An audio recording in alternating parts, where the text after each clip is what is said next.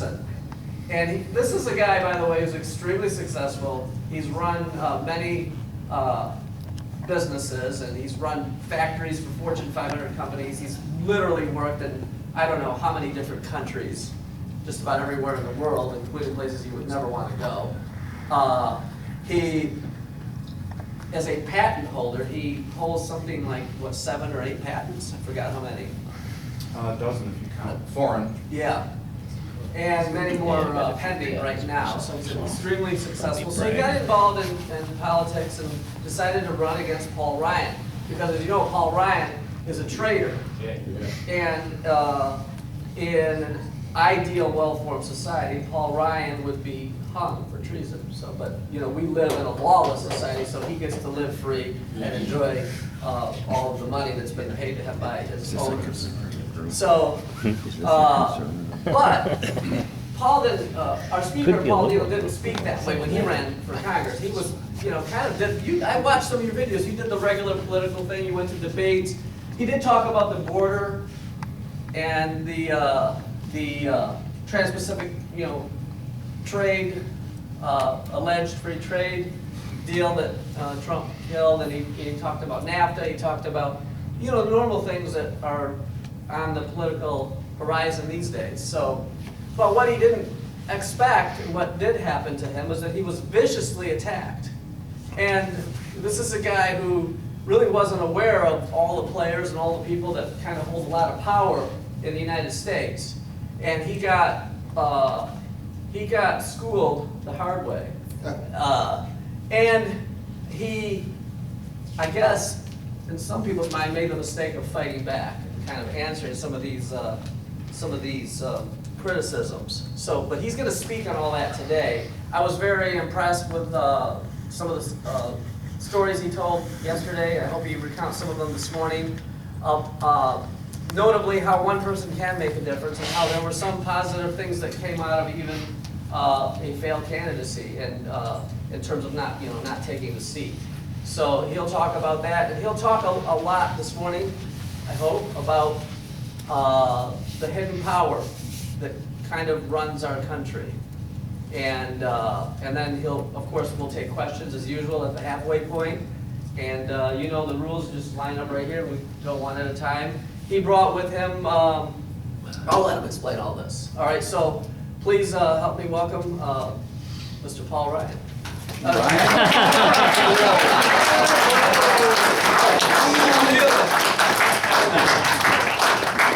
right, I do. That's good. That's totally good. No, that's good. That's good. I'll get you later. Mr. Paul Nehlen. Mr. Paul Nehlen, one more applause for him.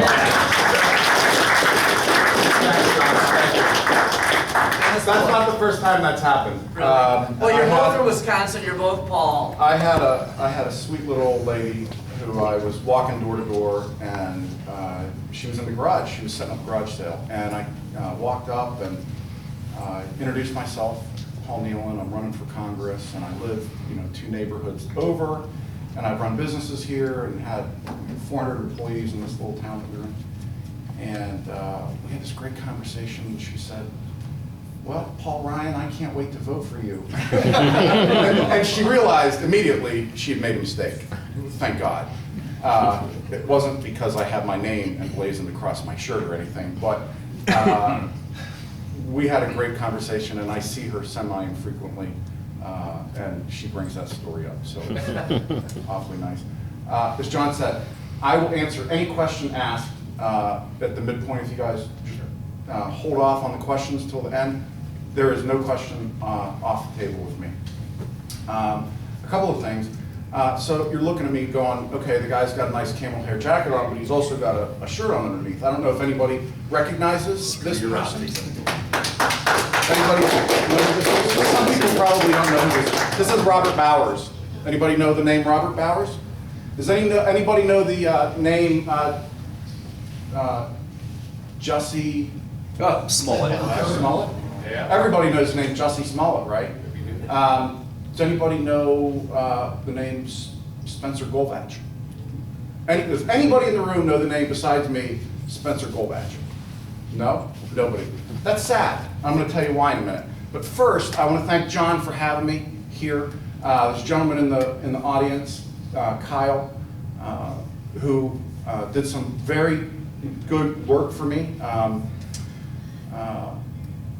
very grateful to be here. I'm extremely grateful to be here because of the people who have spoken here before me. Joe Sobran. I've dropped Joe Sobran quotes so many times, I feel like I'm reincarnated at some points of Joe Sobran. Using his words, I'm so grateful that he so eloquently was able to describe an anti-Semite. Somebody who hates Jews, but who many Jews hate, right? And I found myself in that position, as John said, running for Congress. And in the 2016 race, I ran because I wanted to stop Trans-Pacific Partnership. I read where one of our senators had written an article, and it was about 5 pages long, and he said he had gone down into this locked bunker in Foggy Bottom in DC, and that was the only place that this Trans-Pacific Partnership was located. It was down in the guts, and you couldn't record it, you couldn't take pictures with your phone, you couldn't make copies, you couldn't even go in with a pencil and paper and write down anything that was in there. And when Senator Jeff Sessions wrote that, I believed it because Jeff Sessions and I had been on the same side of this immigration debate for so long. So, but I'm a enterprising guy. I started in a factory when I was 18 years old, working as a maintenance helper, and eventually worked my way into the engineering department, going to school at night for engineering. Eventually I ran that business, and I've run businesses all over the globe. I was telling John last night, I had 6,500 employees at one point when I was living over in Europe, and I was in charge of Europe, the Middle East, and Africa. And so God has been very, very kind to me and has given me some skills that at times I have taken for granted. I used to drink. I don't anymore. I'm coming up on my 8th year of sobriety. And I'm not ashamed to say that. I come from a long line of retired professionals who didn't end up driving a car off a cliff or harming anybody else, mainly but themselves and their own immediate family. And I'm grateful for the grace of God that I'm here today able to talk to you because we have very important things to talk about. And I guess I'll start off. When John said, would you come, I had maybe a month's notice. And I thought, I just started a new business, I've got 100 things going on, and he came to me referred from Kyle. And I thought, well, this is pretty important. You know, I'm going to make time for this because I would hope that somebody would make time to teach me things or to have the opportunity, not that I'm necessarily teaching any of you anything other than hopefully you walk away from this a little bit inspired that there are people who are willing to go out and risk their own reputation, risk their own life and their own livelihood for others. Really. I'm not going to run another Fortune 500 business. I'm not. There is no way the people who study that pile of books, I call that pile the vile pile. That's the Talmud. For anybody who's never seen the Talmud, it's that stack of, I think, 18 volumes, and within those 18 volumes, I was talking to a gentleman this morning, I think there's 62 books within that pile there. And when people say, the Jews, I showed you this shirt, by the way, if I didn't mention it, to weed anybody out. If this shirt offends you, you should leave now, because it's not going to get any easier from here going out, okay? So 2016, I ran for Congress. I'm getting attacked for my immigration, my America First. I was a huge Trump supporter. I mean, just rabid Trump supporter, because he was the only one saying two things. He was saying he wanted to put a border wall up, and he wanted to stop these terrible trade deals. Everything else, I care about everything else. You can't like everything about somebody in a lot of ways, particularly politicians. It's very hard. So I supported Trump. I'm getting attacked. I'm not really getting it. 2 days after my election, where was I? In Israel. I went to Israel to interview people all over the country about Islam. I did a documentary on Islam called The Hijra.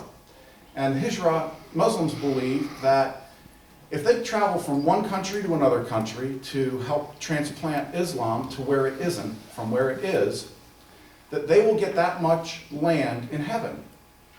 They believe that. They believe they can earn their way into heaven. Muslims do. It's sad, really, because as a Christian, I firmly believe that the only way we're going to get into heaven is through the grace of Jesus Christ, dying on the cross for us.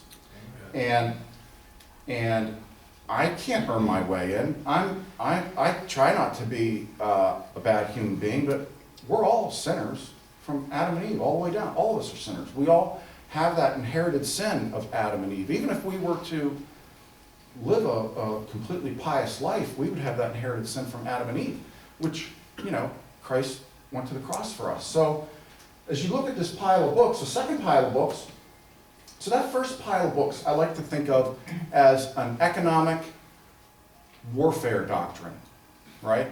It's a pseudo-religion wrapped up in economic warfare against the Gentiles. And it's waged on us by variously referred to as the Jews, Israel, the Khazars, these people who may or may not have descended from what originally was Israel, the people of Israel who came back from Egypt, from captivity in Egypt. I tend to believe that they are from the Turkish area, and their Yiddish linguistics largely prove that out, right? But as you go down this pile of books here, you got the second set of books, which is the Quran and the Hadiths, a group of Hadiths. Those are the laws, the rules of Islam, right? You're gay, you get tossed off a building or stoned, somehow you're going to die, right? And if you're an apostate, you are born into a Islamic family and you decide, I'm going to find Christ. Well, they're going to find you and they're going to stone you or kill you or flog you, any number of things.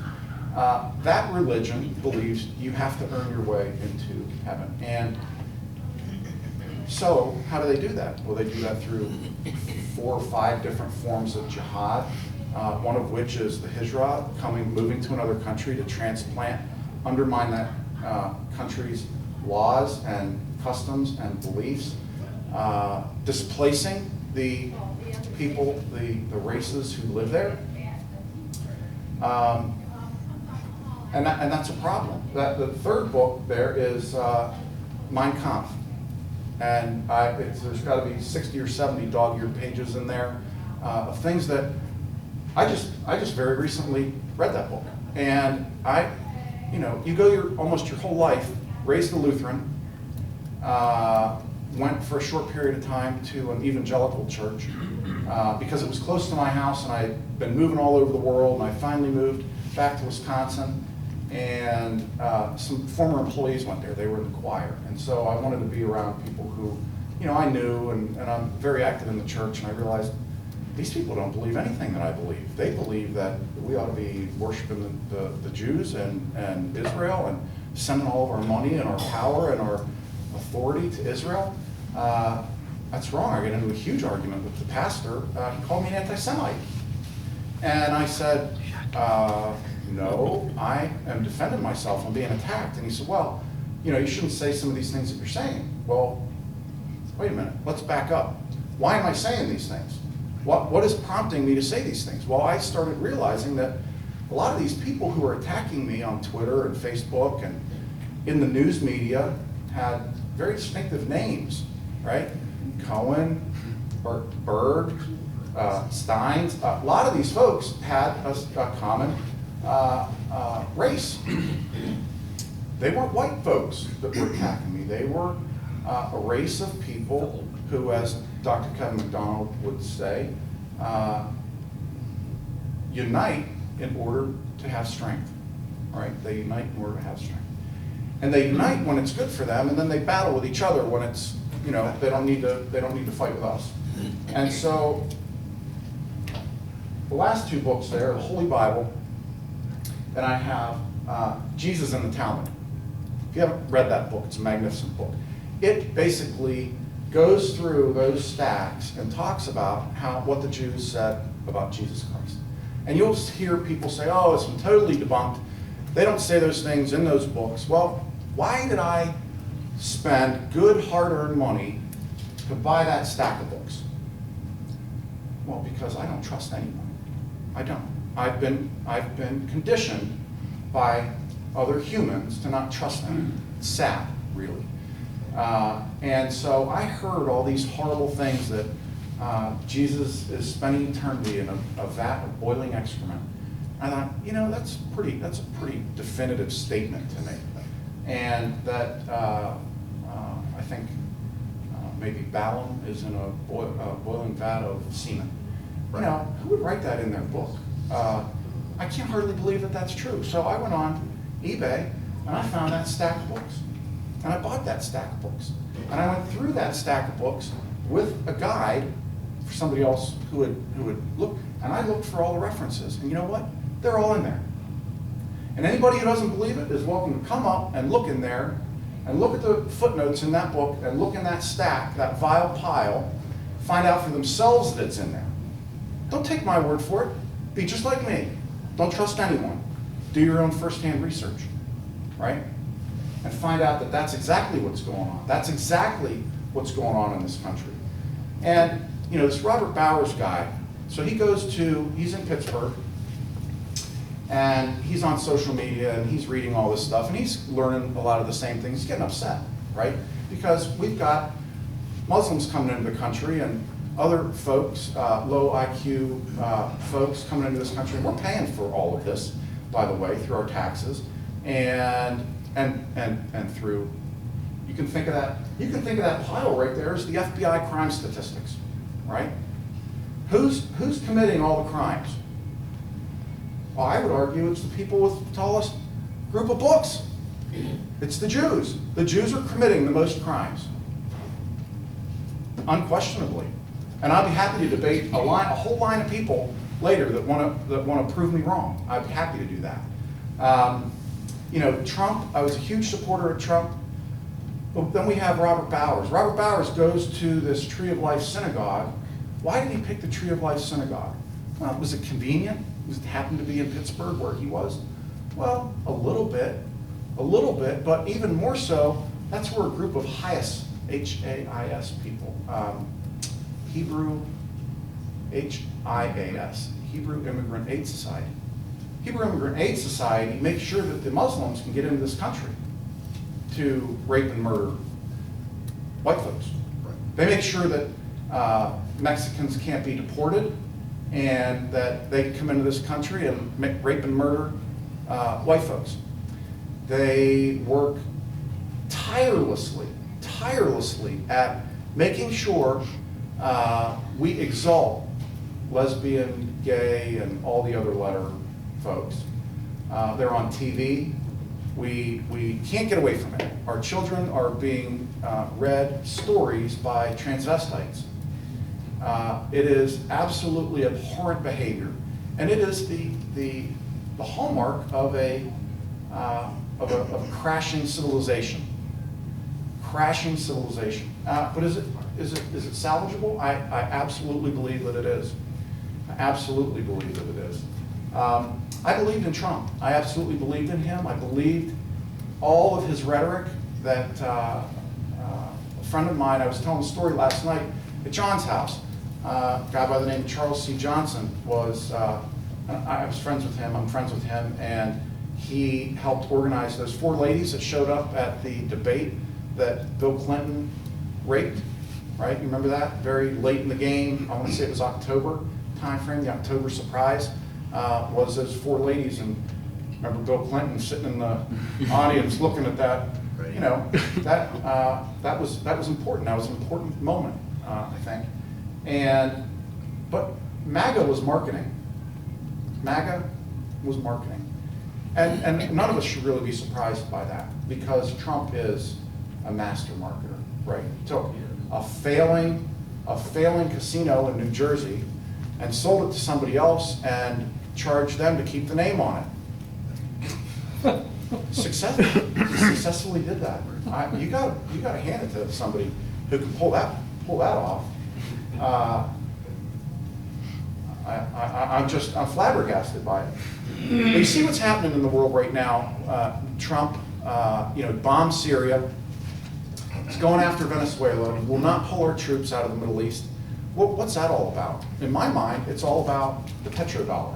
It's all about the way that we can continue to print money, unceasingly print money, is because we export all of our interest, all of that problem. We export it to other countries because we force them to all use dollars to buy oil, and that goes back to Bretton Woods. That goes back to the agreement that all settlements would happen in dollars. And you see what Russia's doing now. Russia unpegged the ruble from the dollar and floated it, and now they're not running into these problems, and they're able to sell, buy and sell oil. Gazprom, their state, I don't know if it's state-owned or it's oligopoly, or I'm not sure exactly what Gazprom is, but they're doing okay. Russia's largely insulated itself from the problems of the United States. And Syria was in the process of doing the same thing. And Iran, same thing. Venezuela, same thing. All the countries that aren't part of the World Bank, that the Jews don't have their grip on them, we're going to bomb the shit out of them, to use Trump's phraseology. We're going to bomb the shit out of them. Where does MAGA fit into that? Well, it doesn't. It doesn't at all. But MAGA does. Make Israel great again. Holy cow. We send them $104 a second. $104 a second. It's absurd. You're all not working right now. I'm not working right now. I'm not generating. But when I'm done here, and we're done today and tomorrow, I'm going right back to work to go earn money to pay my bills, pay for my family, pay for my donations, the things that I earn money for. Lawsuits, people suing me for ridiculous things. And some of that money is going to go to Israel. Really upsets me. Really upsets me. What about the poor white people here in the United States? Why is my money going to Israel? I don't let them thrive on their own. We've got people in this country that need our attention and need our help, and we're not giving it to them. We're absolutely not giving it to them. And but I'll tell you, I wouldn't be surprised for a minute if Trump's next big rally, he didn't get up there, he's pumping up the crowd at the beginning and really absolutely, getting the crowd pumped up. Do we love our 8-year-old transgenders or what? You could hear that coming out of Trump's mouth at this point, couldn't you? Nope. I mean, it pisses me off. It pisses me off because Trump isn't the guy who I thought I was getting. I have buyer's remorse with Trump. Hillary was no better, and neither were any of the 16 or 17 other guys that Trump was running against. He wasn't. But any candidate that runs for office these days gets undermined. Trump just went to the border to inspect a section that was being rebuilt. They have built 0 new miles. 0 new miles. He got into a big argument with Ann Coulter. Anybody hear about that argument with Ann Coulter? Yeah, so he got into an argument with Ann Coulter. She said, fine, tell me the coordinates of the new wall. Did any of you see the tweet that he sent back on that? No, because he didn't send one. He didn't send one because there is no new wall. If there was a new wall, Trump would have came back like that with, here, shut up. There it is, right there, right? I mean, that guy doesn't pull any punches. He's making memes of Joe Biden feeling up women, right? But he's not telling us where the new wall is because there is no new wall. And I'll tell you, what was the name that I asked you? Does anybody even remember the name that I asked you? Do you know this person? Spencer something. Spencer Golvach, that's right. Spencer Golvach. I was texting with his father this morning. Spencer Golvach's father, Dan, lost his son to an illegal alien in the sanctuary city of Houston, Texas, 4 blocks from where Dan grew up. Spencer was driving home one night from his job. He had started his own music business selling. He was a musician, as is his dad, and he closed up his shop and he was driving home and he stopped at a stop sign, and an illegal alien decided to use Spencer's head as target practice, and he shot him in the head at a stop sign. Spencer's dad, Dan, spends every Father's Day at his son's grave. And when I was running for Congress in 2016, the Angel Moms reached out to me, and they said, we've tried to get with Paul Ryan, we tried to see him in Washington, and we said, I'm sorry, I'm a Wisconsin congressman. Even though he was the Speaker of the House, he was the highest elected Republican representative of American citizens sitting in Washington, D.C., and he refused to see them. And they said, we'd like to come out and see you and attend one of your rallies. I said, I'd love to have you come out. And I tell the story of that in the book. And you know, I was very grateful to have the opportunity. What Paul Ryan did, I'll save it for the book. Try to juice up the sales for you there, John. It was abhorrent what he did to those mothers. And I saw it with my own eyes. And it doesn't break my heart what these politicians do. It doesn't. But I'll tell you what, it puts fire in my belly. Absolutely puts fire in my belly. Because I've never run for an office in my whole life. Started out on the factory floor, worked my way up to run big businesses, had a bunch of good successes. I broke all sorts of things along the way, but had successes. And I just decided, when I found out Paul Ryan was the one whipping the votes for this Trans-Pacific Partnership, I said, man, I am going to support the heck out of the guy who runs against him, or gal. And nobody stepped up. And I said to my wife, I said, you know that money we've been saving to buy a house in Texas? I love Texas. She said, yeah. I said, I'm going to use it to run for Congress. And she said, what are you talking about? And I said, I'm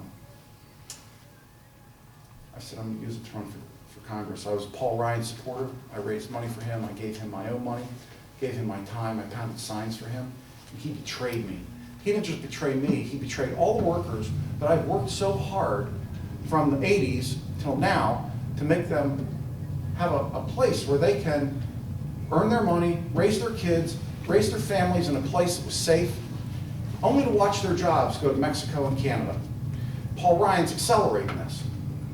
She said to me, my wife doesn't like the spotlight. She likes nice, quiet little family, no attention. So what do? I run against the highest elected Republican in the United States, right? And she said to me beforehand, before I had announced, I didn't know how to even run for office. I had to figure out how to do that. She said, well, I guess we're not going to have our quiet little family, our quiet little existence anymore. And I said, well, you know, we've had a very good life. And we've only been married a few years. This is my third wife. I said, we've had a good life. We've got a nice house. We've got nice things. Good family. You know, there's kids who have died in foxholes, who never had a nice family or a nice house or even a nice upbringing. You know, they had a shitty childhood.